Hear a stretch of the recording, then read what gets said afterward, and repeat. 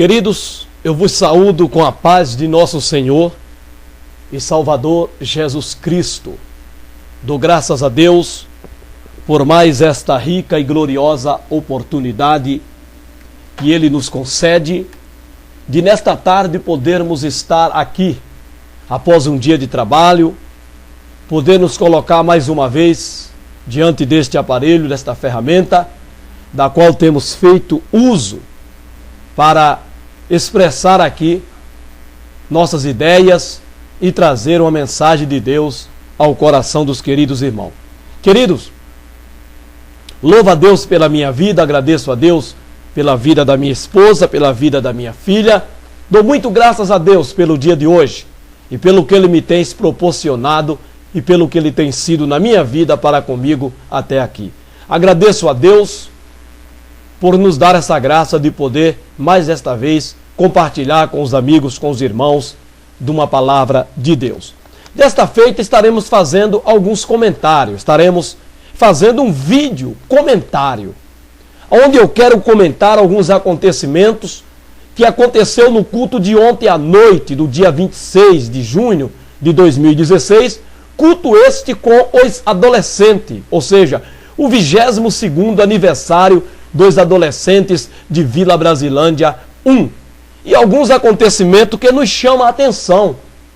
Alguns acontecimentos que nos dá margem para comentarmos. E eu quero abordar isso aqui. Sei que não vou agradar e tampouco estou preocupado em agradar. Porque a verdade, ela nunca agradou. Não, a verdade, ela dói. A verdade, ela desperta antipatia, ela desperta ira, ódio. Porque a verdade é algo que nem todos os ouvidos estão prontos para ouvi-la. Mas não nos preocupamos, não estamos aí em busca de fama, em busca de reconhecimento, de maneira nenhuma. Prova disso eu tirei até as opiniões que poderiam ser dadas nos meus vídeos, porque eu não estou lá interessado, eu quero apenas aqui me esvaziar daquilo que eu me tenho enchido através da palavra de Deus. E eu quero aqui fazer esses comentários do que aconteceu no culto de ontem à noite. Para tanto, eu quero ler os versículos na palavra de Deus, que se encontra na primeira carta de Paulo aos Coríntios, no capítulo de número 14. Primeira carta de Paulo aos Coríntios, capítulo 14, versículo 1 e outros versículos, que nos diz assim: segue o amor e procura com zelo os dons espirituais, mas principalmente o de profetizar. Porque o que fala em outra língua não fala aos homens, senão a Deus. Porque ninguém o entende, e em espírito fala de mistérios. Mas o que profetiza fala aos homens para edificação, exortação e consolação. O que fala em outra língua edifica-se a si mesmo, mas o que profetiza edifica a igreja. Versículo 13.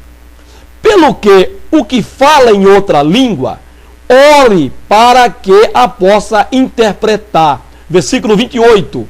Mas se não houver intérprete, esteja calado na igreja e fale consigo mesmo e com Deus. E versículo 33, porque Deus não é Deus de confusão, senão de paz, como em todas as igrejas dos santos. Amém. Glória a Deus. Esses versículos para nos basearmos e nos sustentarmos naquilo que nós iremos aqui comentar. Antes de mais nada, eu quero deixar claro, como já tenho deixado, de que eu sou contra ao uso de sermão comprado. Isso está em moda hoje nas igrejas, em nossa igreja. Se você observar, às vezes, pessoas que vão pregar, ele usa a Bíblia e ao lado da Bíblia ele usa um outro livro, que é um livro de sermões comprado, o que eu qualifico de ferramenta emprestada, comida mastigada. Ou seja, nada do pregador, nada daquele que está pregando. Muitas das vezes a pessoa prega com certo conhecimento de deixar a igreja de boca aberta. Mas na verdade, aquilo não é daquela pessoa que está pregando. Ele está utilizando um sermão, onde nesse sermão já vem tudo mastigado, vem tudo pronto. Desde o texto a pregar, do tema a dar, dos versículos referências desse texto e alguns significados, algumas palavras já ali escritas para o pregador pregar. E às vezes o camarada fica pregando, dando à igreja a entender que aquilo ali é dele, que ele orou, que ele consagrou, que ele leu a Bíblia, ele leu a palavra de Deus, ele rascunhou, quando na verdade não é nada disso, ele não fez nada disso, ele está utilizando um sermão comprado no mercado. Porque infelizmente hoje há isso. Estão vendendo a mensagem já pronta para pastor, pregadores utilizarem em cima do altar, pregando num certo conhecimento que na verdade não é dele. E isso é lamentável. Então eu quero deixar claro aqui para os irmãos que eu sou contrário a isso, não utilizo disso aqui, não utilizarei, nunca fui a favor, sou a favor sim de eu fazer o meu próprio sermão, de eu fazer o meu próprio rascunho, meditando em um texto que eu estarei pregando.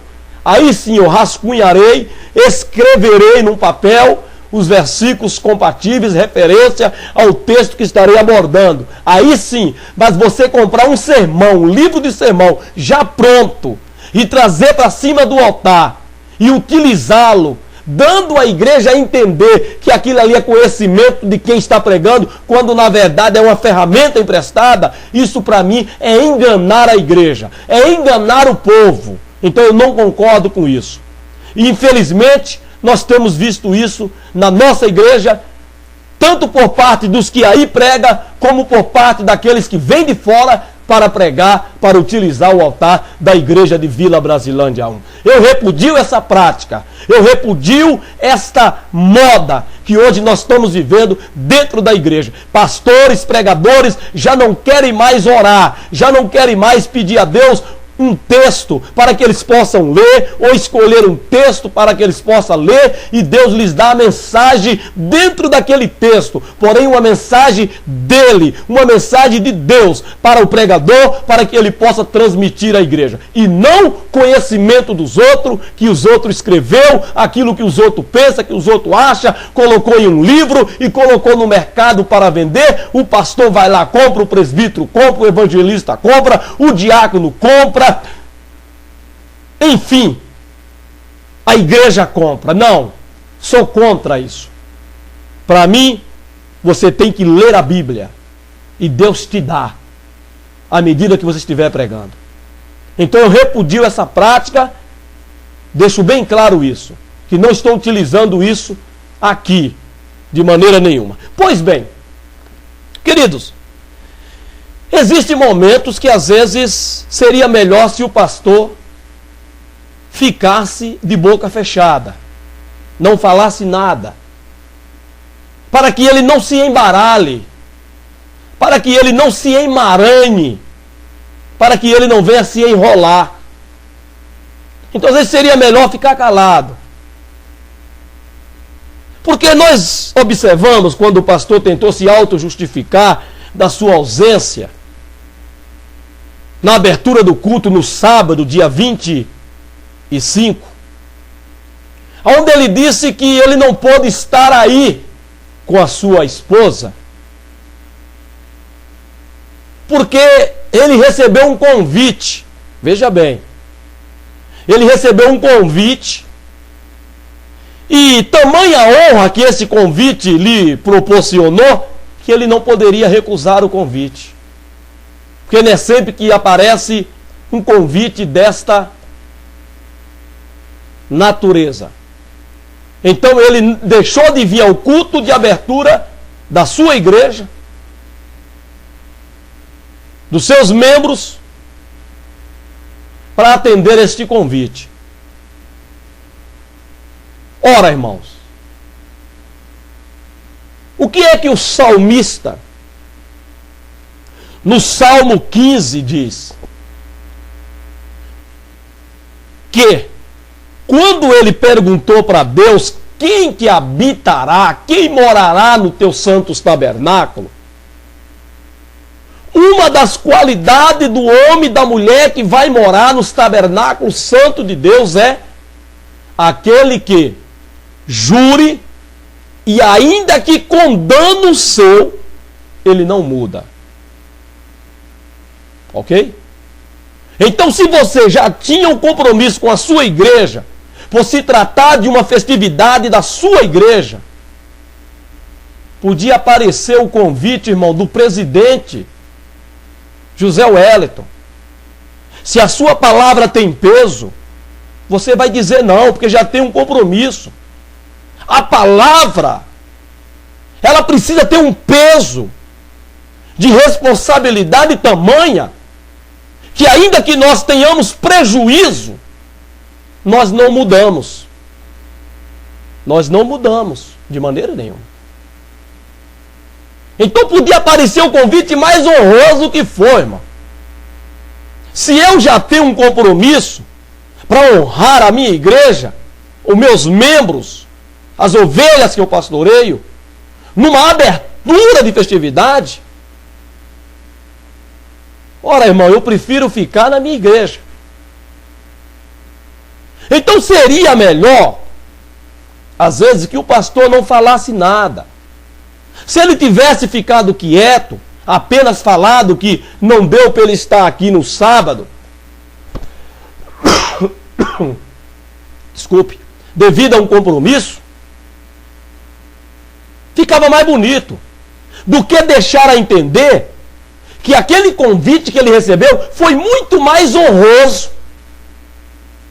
Muito mais honroso, como ele mesmo disse, que pelo tamanho da honra com que aquele convite proporcionou, eles não poderiam recusar.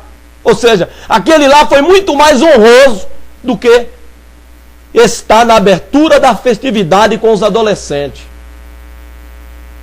Abertura, festividade que já havia sido anunciado meses e meses e meses atrás.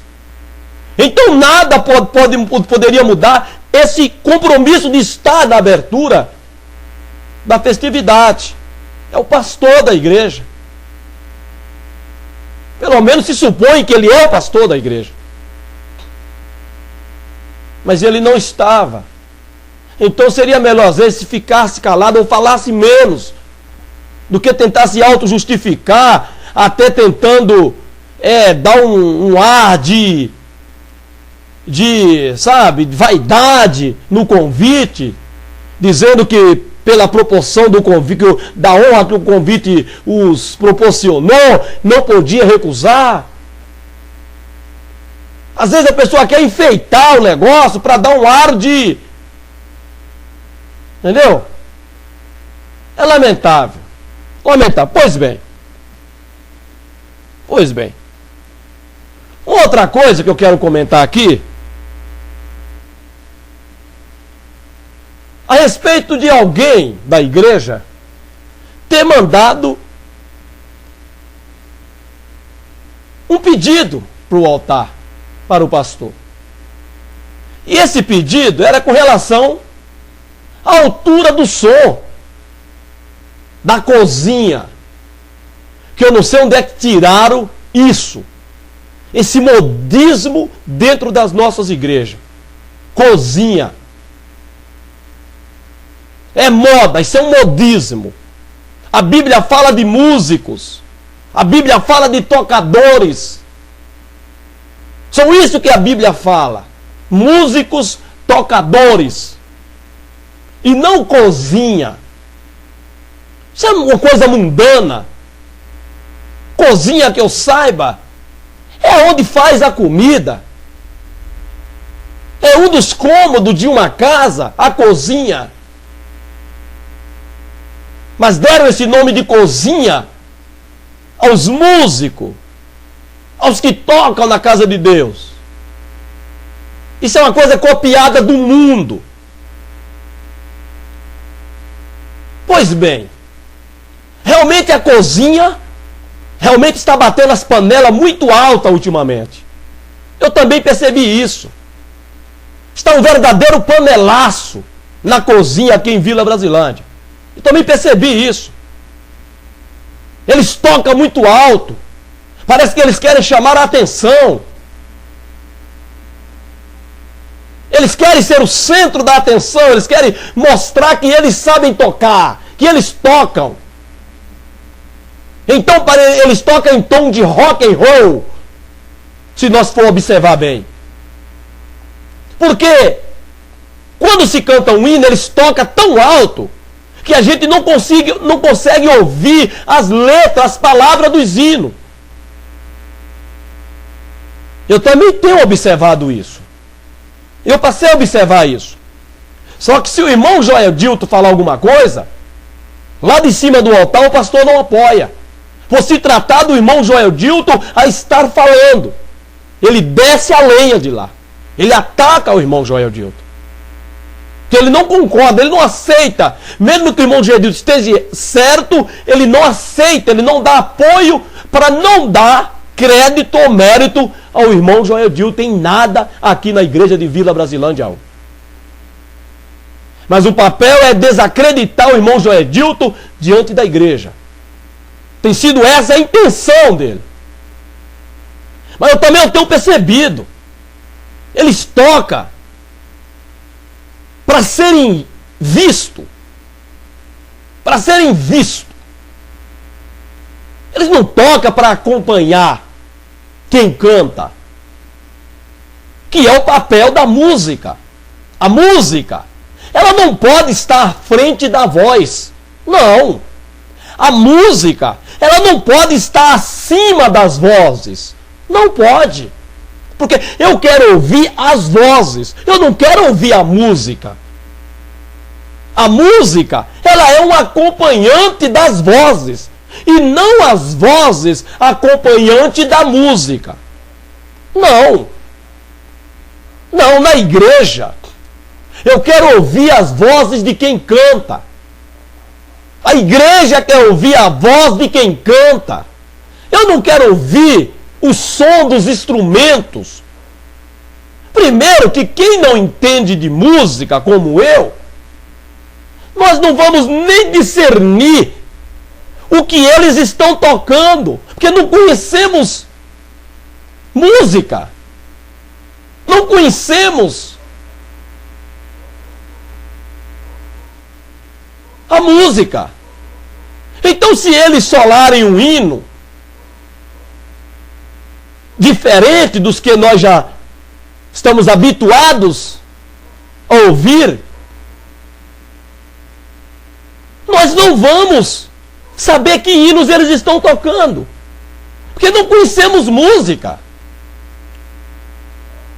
Mas, se os irmãos cantarem sem instrumento, nós vamos entender o que eles estão cantando.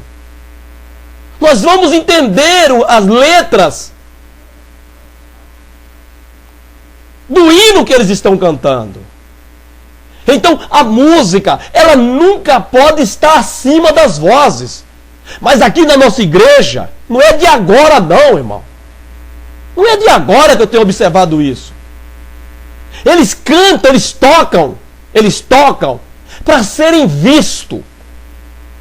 Para serem vistos. Não é para ser ouvido, para serem vistos. Entre o tocar para ser ouvido e o tocar para serem visto, tem uma diferença muito grande. Então eles tocam para serem vistos. Eu vou até aqui fazer um paralelo, porque o irmão Joel Dilton já foi até agredido com esse dizer que eu vou dizer aqui. Embora erroneamente, aquele que usou isso que eu vou dizer aqui, ele usou erroneamente. Jesus disse que os fariseus oravam para serem vistos, não para ser ouvido. Isso foi um ataque ao irmão Joedilton. Sabe por quê? Porque o fariseu, ele não orava de maneira audível. Ele não orava de maneira alto-sonoro. Não. Ele se ponhava de pé com suas roupas que denotava que estavam orando, nas encruzilhadas, nas esquinas, nas praças, para serem vistos que estavam orando. Ou seja, reconhecia que eles estavam orando pelas suas vestes, talares, pelos seus vestidos. Ou seja, eles davam a ver que eles estavam orando ou jejuando. Eles não oravam como o irmão Joedilton ora, audivelmente, que até incomoda. Que na verdade o que incomoda o pastor, o que incomoda alguns obreiros, o que incomoda alguns irmãos da igreja, não é a voz do irmão Joel orando, e sim o que o irmão Joedilton diz na oração. É isso que tem incomodado. Porque se a oração do irmão Joedilton fosse uma oração elogiando o pastor e a família, como se vê, elogiando A e B, ela seria agradável. Mas como é uma oração falando com Deus de coisas que Deus condena, abomina, que está dentro da nossa igreja, aos olhos de todos. Então, quando o irmão Joedilton ora falando com Deus sobre tais práticas, ele acaba atacando aqueles que estão praticando essas práticas. Então, o fariseu não orava dessa maneira. O fariseu não orava audivelmente. Não, de maneira nenhuma. Ele não orava dessa maneira nas praças. Pois bem, só para os irmãos entenderem que eles tocam para serem vistos, para olharem para eles. Então a música, ela não pode estar acima das vozes. Ela não pode exceder as vozes. Porque nós queremos ouvir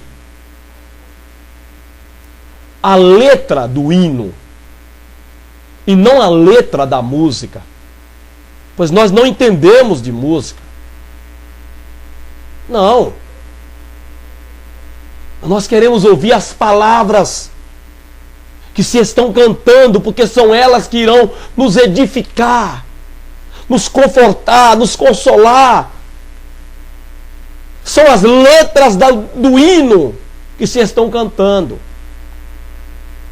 O que é que Paulo diz? Aonde eu li, no capítulo 14, Paulo diz que se todos falarem em línguas estranhas na igreja, e entrar um descrente, irão dizer que estamos todos doidos. Porque ele não entende. Ele não vai entender o que se está falando. Mas se todos profetizarem e entrar um descrente, ele vai ser convencido. E vai crer que Deus está ali no meio da igreja. Por isso que Paulo diz que quem fala língua, orem para que possa interpretar. Se não tem interpretação, fale baixo, se cale. Fale consigo mesmo e com Deus. É o que a gente não ouve, a gente não vê em nossas igrejas. A gente vê é um verdadeiro imbróglio. Porque a pessoa às vezes vai entregar uma profecia para a igreja e ele está falando em profecia e em línguas estranhas ao mesmo tempo. Ele está falando em língua e em profecia. Você não sabe se ele está profetizando ou se ele está falando língua. Quando a língua, quem fala a língua, fala consigo e com Deus.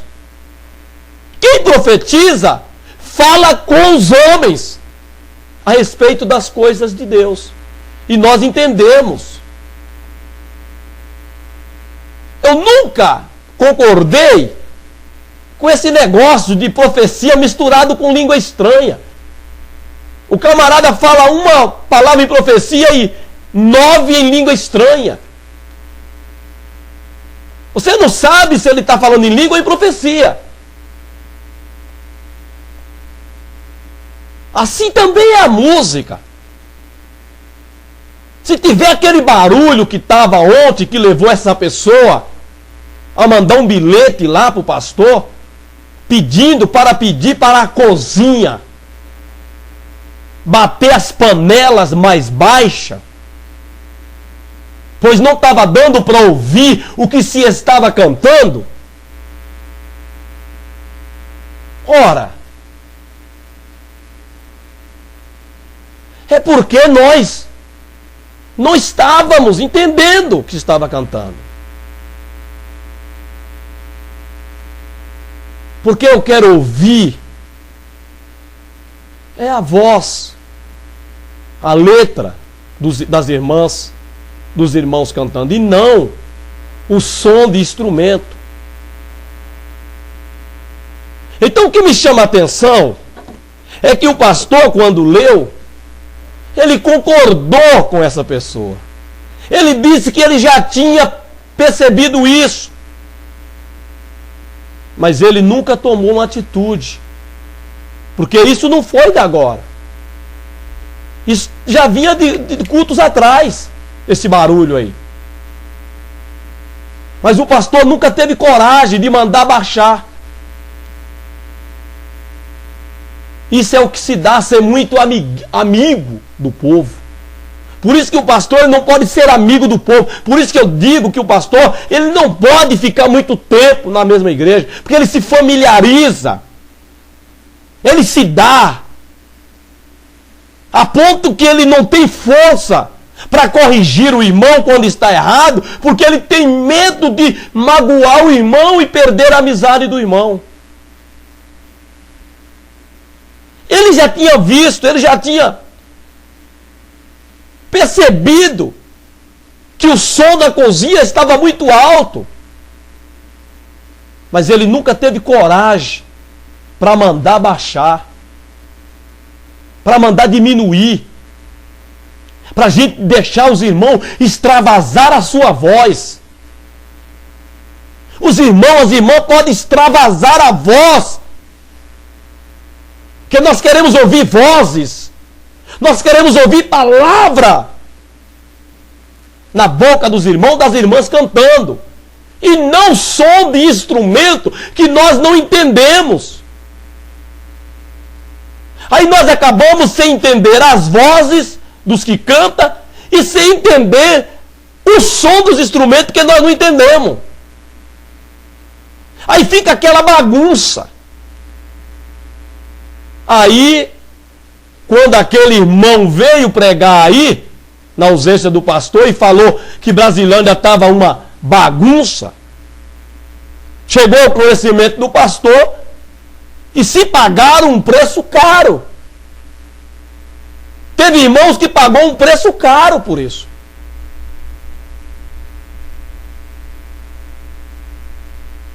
Por quê? Porque nós não queremos admitir a realidade. O pastor já tinha observado, ele já tinha visto, percebido, como muitos ali perceberam.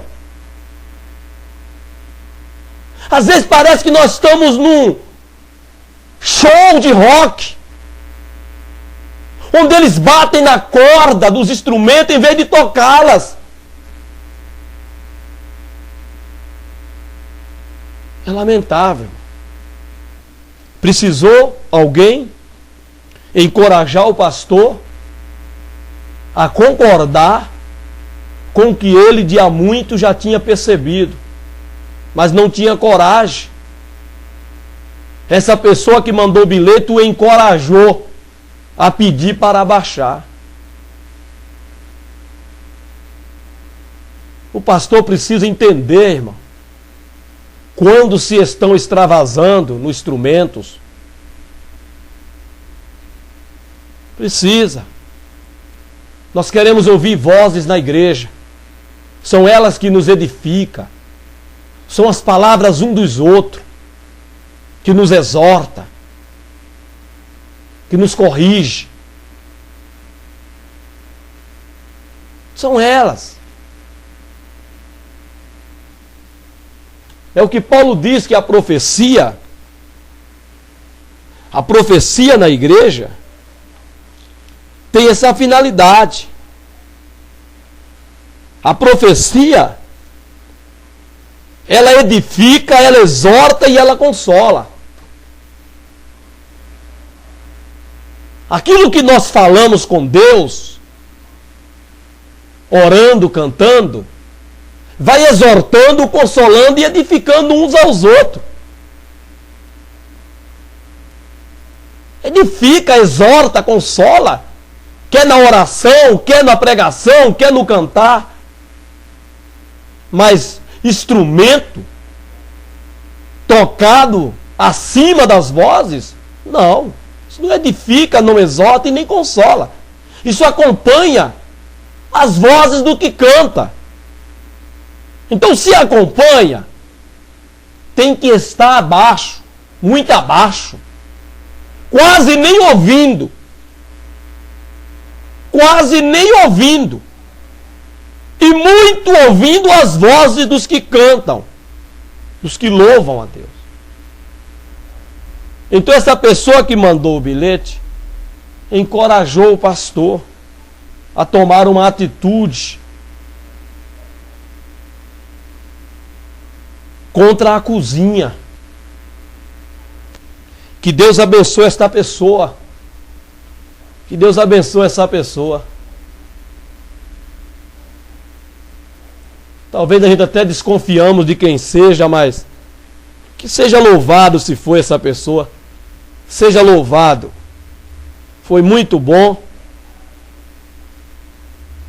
Foi muito bom. Outra coisa que nos chamou a atenção no culto foi um momento de profecia. Olha, irmão, esse negócio de profecia na igreja, eu sou um pouco Tomé. Sabe por quê? Às vezes eu comento em casa com a minha esposa sobre isso.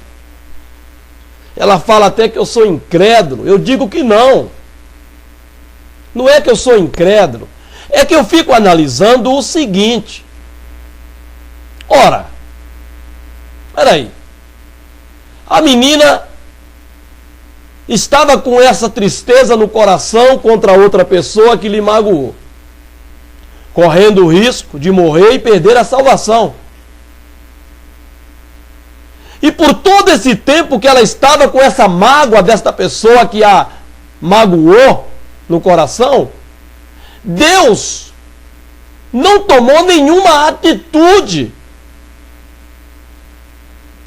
para poder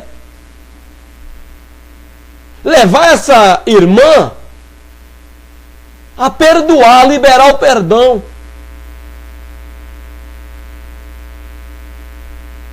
Nos cultos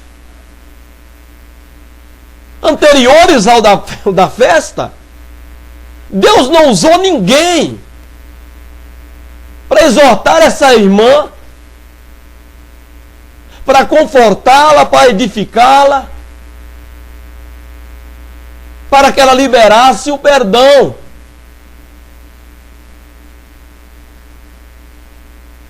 Mas teve que chegar a festividade, deram oportunidade para essa irmãzinha. Quando ela estava ali contando esse testemunho, é que Deus então achou por bem usar o pastor para dar a essa irmã uma palavra de conforto, de consolo. Uma profecia elogiosa. Então é isso que me faz ser incrédulo. Porque se essa irmãzinha morresse, ela morreria sem ouvir de Deus o que se falou ontem. E se essa irmãzinha não tivesse a oportunidade, Deus também não usaria o pastor em profecia. Por quê? Por que não usou antes? Por que não usou no decorrer do culto? Por que não usou um outro ontem? No culto de sábado? Então, irmão, são essas coisas. A Bíblia diz que nós devemos julgar as profecias. Nós temos o poder para julgar as profecias.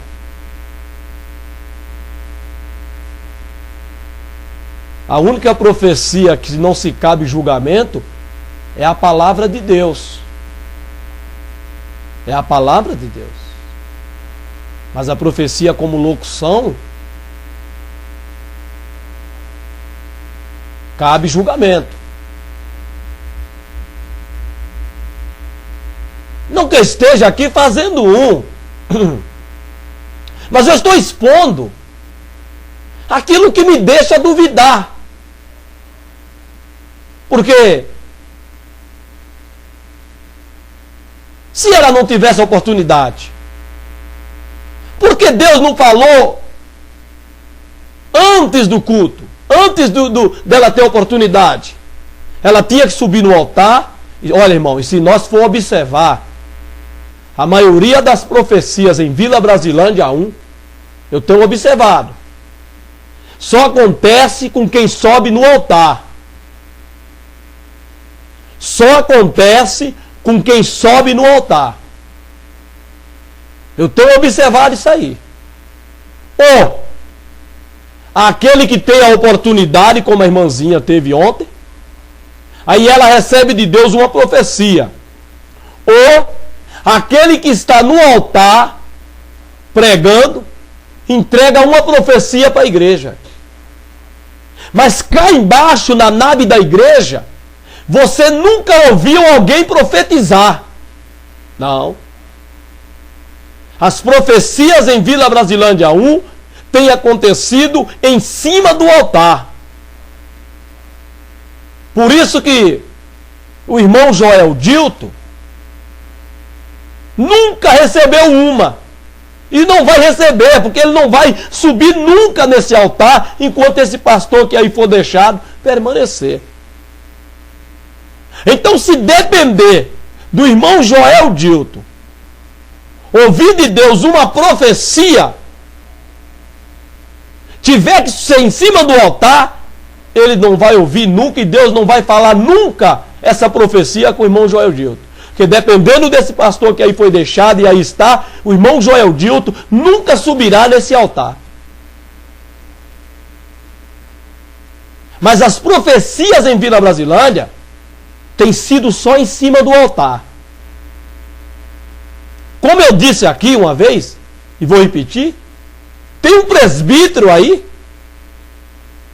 que ele teve 3 oportunidades assim nos domingos, lógico, no espaço de um para o outro. Talvez podemos colocar assim, um domingo no mês, um outro mês no domingo ele teve oportunidade. Eu só sei que esse presbítero, nas 3 oportunidades que ele teve no domingo para trazer uma palavra, ele entregou a profecia para o pastor. Entregou para o pastor uma profecia. Pois bem, então o pastor entregou a profecia para essa irmã. O que eu achei interessante é que quando o pastor acabou de profetizar para a irmã, uma irmã, que até então eu não sabia nem quem era aquela irmã, Não a conheço. Só sei que ela subiu no altar, abraçou a irmãzinha e começou a profetizar também para a irmãzinha. Ou seja, duas profecias para a mesma pessoa no culto. Aí nos dá a julgar a profecia da seguinte maneira. E eu pergunto aqui, para quem ouviu, para quem estava na nave da igreja: qual das duas profecias foram verdadeiras? Qual das duas profecias foram falsas? Porque foram duas pessoas que entregaram uma profecia para a irmã.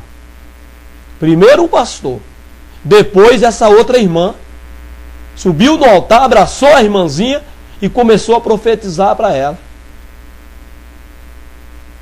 Aí eu pergunto para você o seguinte: qual das duas profecias foram verdadeiras?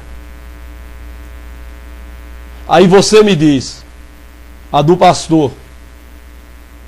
Então a da irmãzinha foi falsa. E por que o pastor não a repreendeu?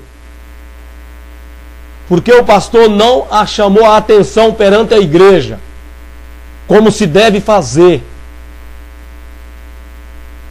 A palavra de Deus, Deus na sua palavra, ele é claro.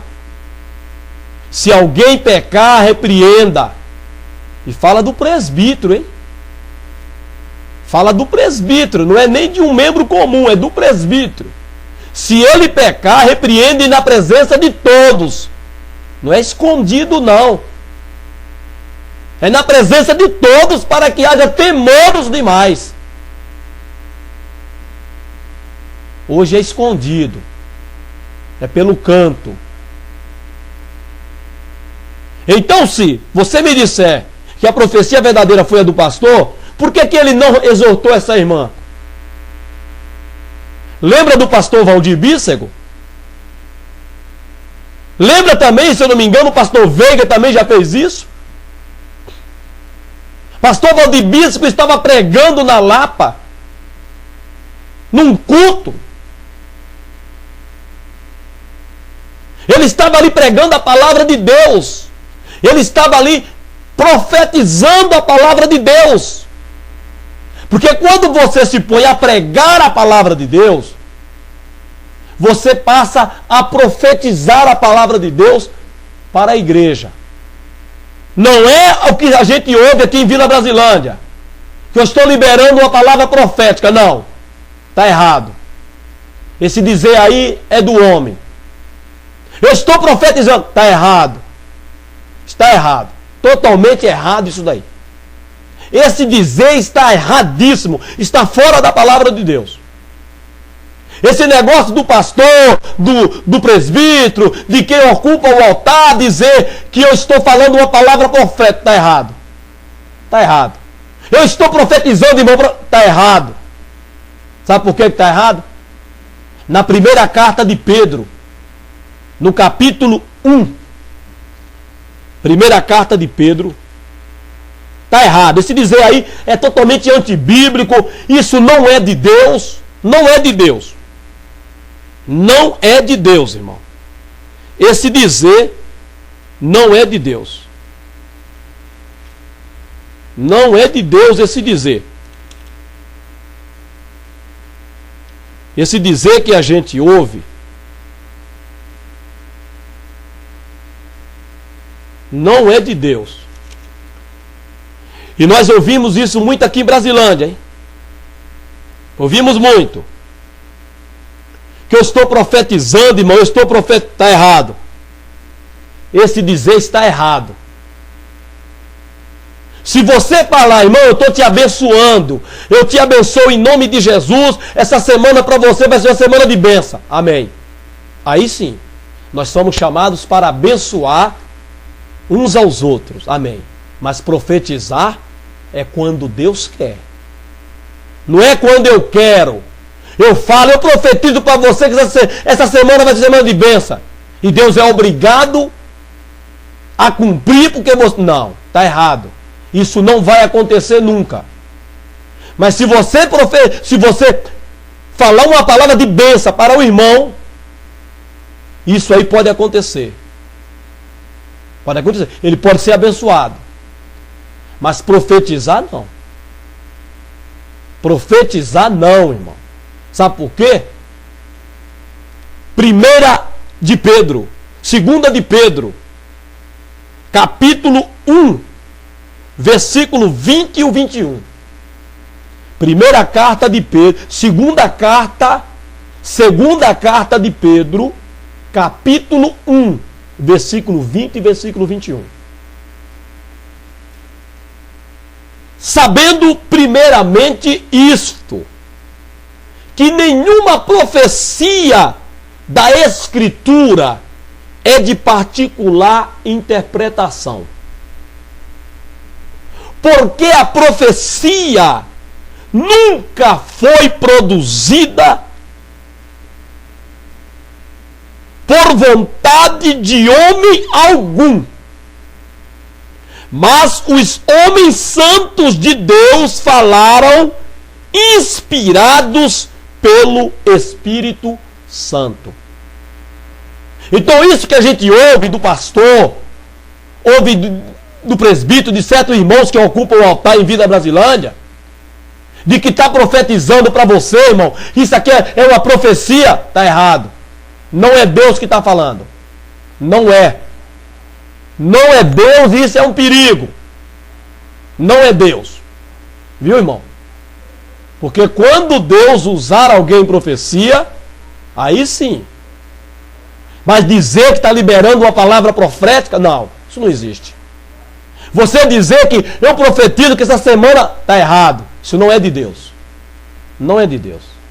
Porque não é eu que produzo a profecia a hora que eu quero, quando eu quero. Não. De maneira nenhuma. De maneira nenhuma, irmão. A profecia ela não é produzida por vontade do homem. Nunca foi produzida por vontade de homem algum. Por isso que a interpretação da profecia não é de particular de alguém. Não é. Porque não é eu que produzo a profecia para alguém. Mas eu estou ali falando, eu estou ali pregando, eu estou ali orando, eu estou ali e Deus quer falar com alguém, aí Ele me toma. E Ele me usa para minha boca abrir e Deus me usar para entregar uma profecia para alguém. Aí sim. Você não espera o momento. Não é algo que você espera para falar. Não, hoje eu vou profetizar. Pode chamar as pessoas que hoje vai ter o culto a tarde da bênção e vai ser muita profecia. Não, está errado. Isso aí não é de Deus não, irmão. Isso aí não é de Deus não. Não é de Deus. Não é assim não, irmão. Não é quando você quer. É quando Deus quer. E quando Deus quer, você nem sabe. Você está assim, de repente Deus te toma e te usa. E você então entrega a profecia. Então esse dizer que nós ouvimos da nossa igreja em Vila Brasilândia 1, que eu profetizo, que é uma palavra profética, está errado, isso não é de Deus. Não é, isso é do homem, isso é da carne. Porque a profecia não é produzida por vontade de homem algum. Mas os homens santos de Deus falaram inspirados pelo Espírito Santo. É o Espírito Santo que inspira você para profetizar. Não é você que inspira o Espírito Santo. Hoje, nossos pastores, igrejas, eles estão inspirando o Espírito Santo, em vez do Espírito Santo os inspirar para profetizar. Então eles saem liberando profecia na igreja. E acha que por isso Deus tem a obrigação, o dever de cumpri-las. Ele não tem não e não vai. Mas se Ele usar você, Ele cumpre. Porque Ele vela pela sua palavra para cumprir. Ele é fiel. Pois bem. Então, irmão, o que acontece? As profecias em Vila Brasilândia têm sido faladas só em cima do altar. Embaixo você não ouve. Tem que dar oportunidade para a pessoa. Às vezes eu chego em casa comentando isso com a minha esposa, que ela fica até meio brava comigo. Que a pessoa estava lá embaixo.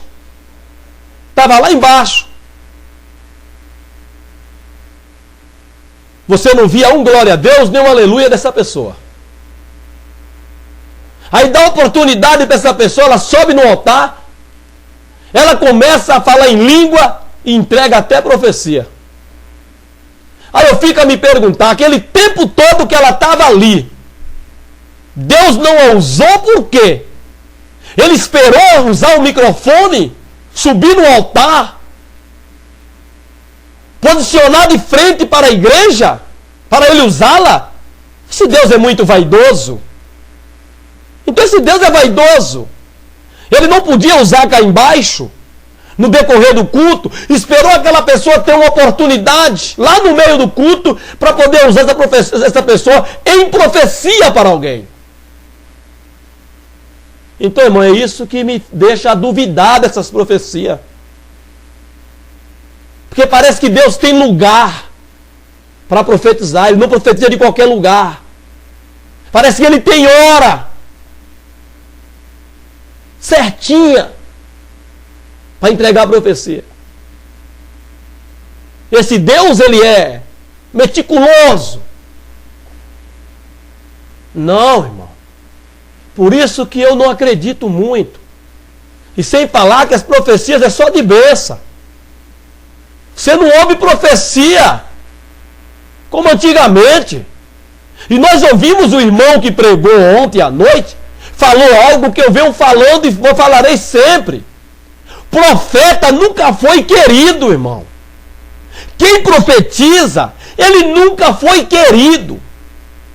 Porque a profecia não é profecia para entregar isso, que eu vou fazer isso contigo, que tu vai ser isso. Não, irmão. As profecias, como eu li aqui em Coríntios, fala que ela é para consolar, exortar e edificar. E muito mais exortar, que é o que nós precisamos. Os profetas não eram queridos, irmão. Os profetas, eles não eram convidados para ir na casa de ninguém, comer o bezerro, comer o pirão, o churrasco, participar do bolo. Não! Quem profetiza a palavra de Deus, irmão, ele não é querido. Ele não é convidado para ir na casa do irmão, nem para ser seu companheiro de caminhada, não. Porque o profeta, ele não fala o que quer, nem como quer. O profeta, ele ouve de Deus e fala para o povo. Se a mensagem for dura, ele fala. Porque não é ele, é Deus nele. Hoje é diferente. As profecias são calorosas, são mimadoras. Às vezes a pessoa está precisando ouvir uma profecia exortando, mas se dá a ela uma profecia consolando. Você olha para a vida da pessoa e você vê a mensagem corporal que ela está transmitindo para a igreja totalmente no mundo. O seu corpo está entregue ao mundanismo, à vaidade. Mas a profecia que se dá a ela é uma profecia consolando ela e até fazendo promessas de bênção. Está tudo errado, irmão. Isso são profecias produzidas pelo homem, pela mulher. Isso não terá cumprimento nenhum.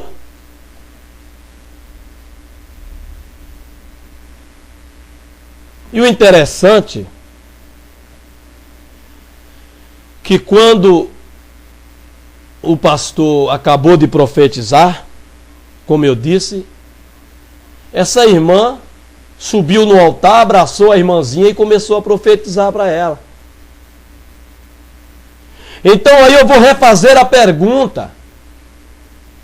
Novamente eu vou concluir esse tópico. Qual das duas profecias foram verdadeiras? Qual das duas foram falsas?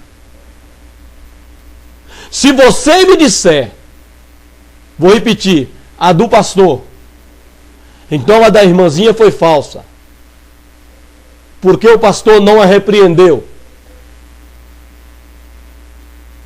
Como eu disse do pastor Valdir Bíssego. Pastor Valdir Bíssego estava pregando na igreja. Uma irmã se levantou em profecia. Pastor Valdir Bíssego lá do altar repreendeu ela e mandou ela calar na hora. Viu? Mandou ela calar na hora. Pastor Valdir Bíssego estava pregando a palavra de Deus, a verdadeira profecia. É a palavra de Deus. Quando estamos pregando, estamos profetizando para a igreja. Se aquele que estiver ouvindo esta palavra e ele crê, esta palavra, esta sim, é profética. Foi dado por profecia através dos profetas. Ela vai se cumprir na vida daquela pessoa. Essa sim. Porque essa aqui não foi produzida por vontade de homem algum. Mas os homens santos de Deus que falaram, inspirados pelo Espírito Santo. Então essa aqui se cumpre na vida daqueles que ouvem e crê. Então essa é a verdadeira profecia. Essa não é questionável. Essa está acima de qualquer questionamento humano. Porque ela é a palavra de Deus. Mas essa aí que se fala por locução, que eu profetizo, que eu libero uma palavra profética, não, essa não. Essa aí você pode julgar ela sim. A palavra de Deus nos manda julgar a profecia. Aí você vai analisar os termos que eu estou analisando aqui para ver aonde cabe uma aceitação ou uma reprovação. Certo? Então o pastor Valdir estava pregando. Quando uma irmã se levantou aí na Lapa, profetizando, o pastor Valdir na hora repreendeu ela calou-se. Se eu não estou enganado, pastor Veiga também fez isso. E está certo. Porque eu li aqui em 1 Coríntios que Deus não é Deus de confusão. Ele não é de confusão. Pode até falar 2, 3 profetas, mas cada um na sua ordem. Não os 2 ou os 3 de uma vez. Na ordem.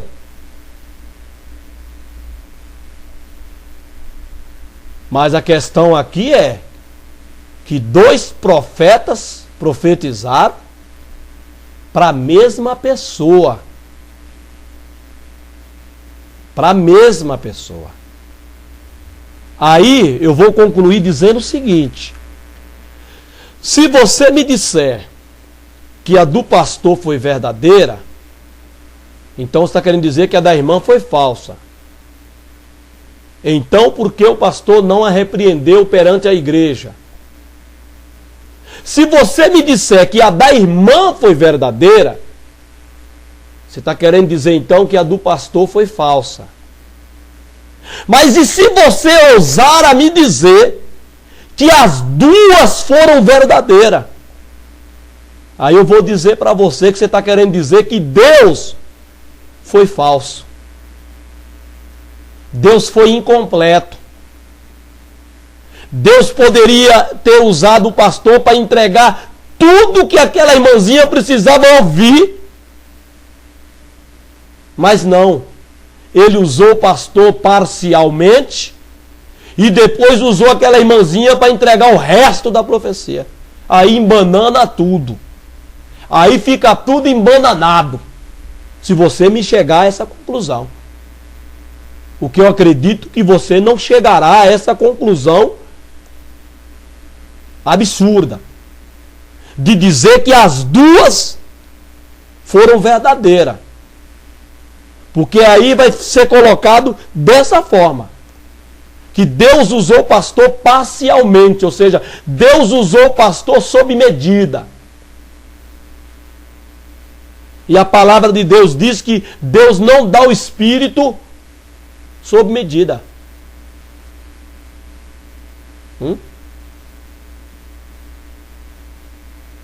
E aí, como fica, irmão?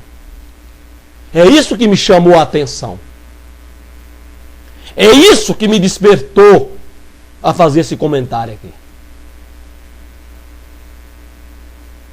O pastor profetizou para a irmãzinha no altar.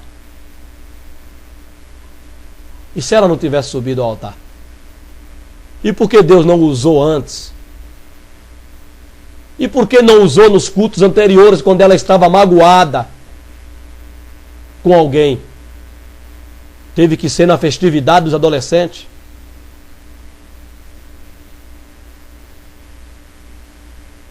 E se Deus usou o pastor, como que aquela irmã subiu e também profetizou para aquela irmãzinha?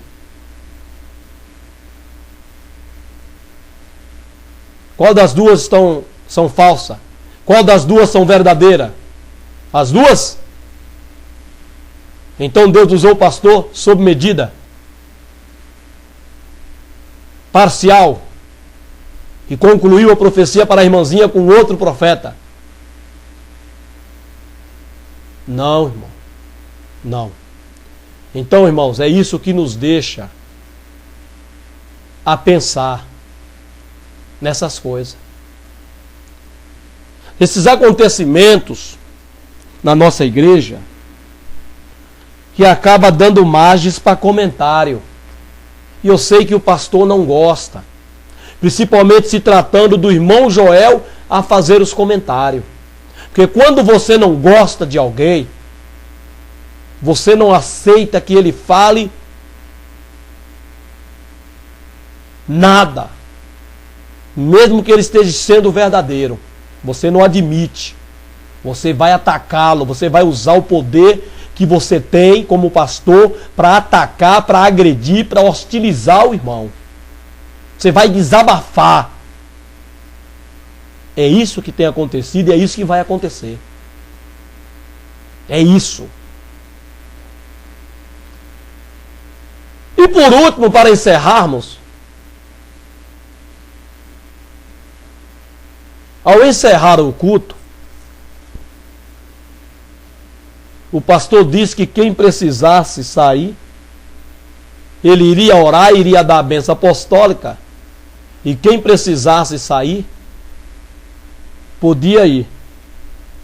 Mas que os adolescentes iriam cantar mais um hino. Ainda bem que dessa vez o pastor foi mais a menos em relação às vezes anteriores, quando ele falava, atacava os irmãos que queriam ir embora, falando sobre pressa ao sair do culto, de um anjo encontrar você aí no caminho.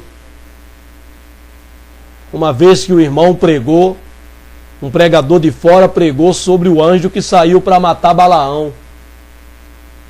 O pastor mandou os irmãos que tinham pressa para sair da igreja antes da bênção apostólica, o culto já tendo passado das 9 horas, para os irmãos tomar cuidado para esse anjo não encontrar os irmãos por aí pelo caminho. O que é que o pastor queria dizer com isso, irmão? Porque aquele anjo não saiu para ser amigo de Balaão. Aquele anjo não saiu para conduzir Balaão seguro para casa.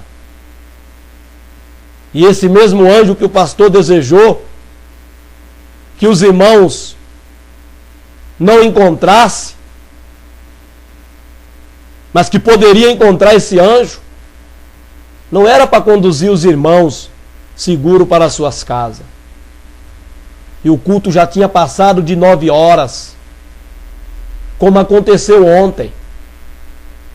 Quando o pregador entregou o microfone, já era mais de 9 horas.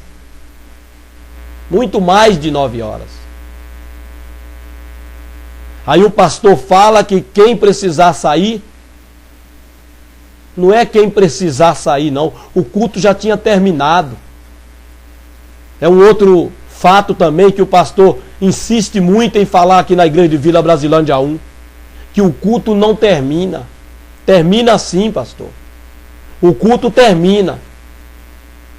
Porque o culto é algo que a gente oferece a Deus reunidos, unidos, rogo-vos, irmãos, pela compaixão de Cristo, Romanos capítulo 12, versículo 1, que apresentei os vossos corpos em sacrifícios vivo, santo e agradável a Deus, que é o vosso culto racional.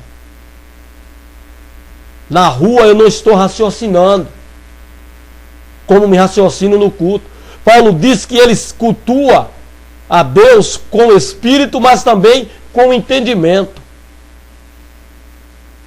Deus falou para Israel sobre o culto, dizendo que quando perguntassem para os filhos deles, perguntassem para ele: que culto é esse o vosso? Olha aí. Então os meninos só iam perguntar quando eles estivessem reunidos num culto. Quando vos perguntar que culto é esse o vosso, falando da Páscoa. Aí era para eles dizer o porquê que eles estavam naquele culto de Páscoa. Então o culto ele termina. A minha comunhão com Deus não, ela é contínua, mas o culto termina. O culto é quando eu estou reunido concentrado ali no que eu estou fazendo para Deus. Eu estou num culto. Pois bem, então o culto já tinha terminado, restando apenas irmos embora. Aí o pastor joga tipo essa indireta, que vai dar a bênção apostólica: quem precisar sair, pode ir. Deixando aqueles que saírem, como eu, até numa situação constrangedora. Porque o pastor acabou de falar isso, tipo já inibindo para que ninguém saísse. Então a gente precisa sair, porque a gente trabalha. Vamos acordar cedo, é domingo, segunda-feira já era amanhã, dia seguinte. Já era mais de 9h25. Quando o pregador encerrou tudo. Já tinha passado muito do culto. Da ordem de terminar o nosso culto, 9 horas, 21 horas. Então não precisava fazer mais comentário, até crítico contra os irmãos, contra a igreja. Não. Irmãos, vamos dar a bênção apostólica. Os adolescentes vai ficar cantando mais um hino e amém. Mas não, quem precisar sair, não, irmão. Todos precisamos sair. Somos até indagados, questionados quando vamos saindo. Vai fazer alguma coisa agora à noite que você já está saindo? O pastor falou que quem precisar sair, podia sair. Você está precisando sair? Não, irmão. Então são coisas, são comentários desnecessários. O culto termina às 9 horas, 21 horas. Pode até passar, mas vamos nos poupar desses comentários que acaba entristecendo os irmãos depois de um culto abençoado. Mas palavras como essa no final do culto deixa triste.